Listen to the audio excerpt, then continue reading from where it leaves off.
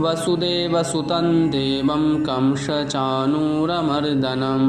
देवकी परमानन्दं कृष्णं वन्दे जगद्गुरुम्।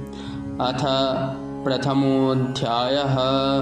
धृतराष्ट्र उवाच धर्मक्षेत्रे कुरुक्षेत्रे समवेतायुयुत्सवः मामकाः पाण्डवश्चैव किमकुर्वत सञ्जय।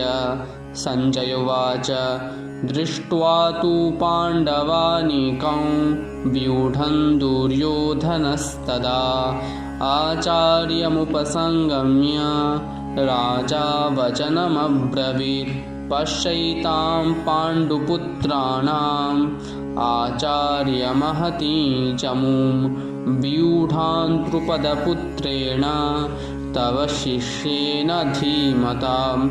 अत्र शूरा महेश्वासा भीमार्जुनसमायुधि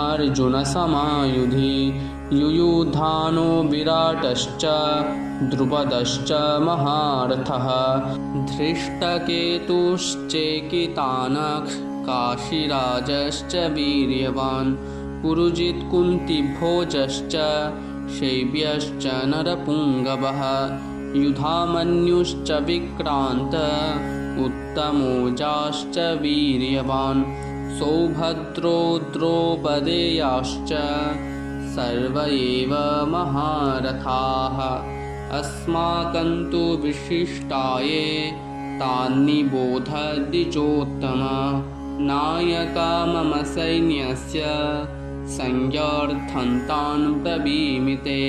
भवान् भीष्मश्च कर्णश्च कृपश्च समितिञ्जयः अश्वत्थामविकर्णश्च सोमदत्तिस्तथैव च अन्ये च बहवः शूरा मदर्थे त्यक्तजीविताः नानाशस्त्रप्रहरणाः सर्वे युद्धविशारदाः।